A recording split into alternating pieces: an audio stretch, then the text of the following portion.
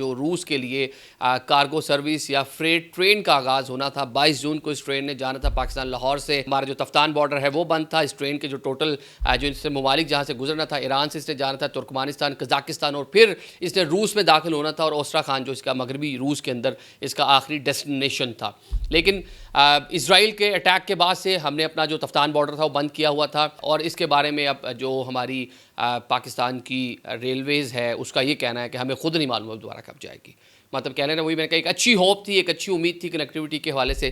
تو ہوپس ہو کہ جیسے وہاں سیز فائر ہوا ہے یہاں بھی چیزیں بہتر ہوں اور ویری سون اس کی اگلی ڈیٹ آ جائے، کیونکہ لوگ بہت زیادہ خوش تھے. ہم نے اس کے اوپر ایک بلاگ کیا، مطلب ملینز میں ہماری جو ہے نا اس کے اوپر سے جو ویڈیوز لوگوں نے اس کو پسند کیا، اس کے اوپر ویوز بھی آئے، لوگوں نے کامنٹس بھی کیے، کیونکہ لوگ ٹریڈ چاہتے ہیں. چائنا کے ساتھ ہم ٹریڈ کر رہے ہیں، بارڈر شیئر کرتے ہیں، ہم افغانستان کے ساتھ بارڈر شیئر کرتے ہیں، وہاں ٹریڈ کر رہے ہیں. انڈیا والی ساری چیزیں بند ہوئی پڑی ہیں، ایران کے راستے بڑی ٹریڈ ہوتی ہے. اب یہ یہ کنٹریز تو ہو گیا، اب ان کنٹریز سے آگے جو نیبرنگ کنٹریز تھی وہاں تک جانے کا ہمارا پروگرام تھا. ایران سے بالکل بارڈر ایران شیئر کرتا ہے آذربائیجان کے ساتھ، وہاں ہمارا پروگرام تھا زمینی رستے.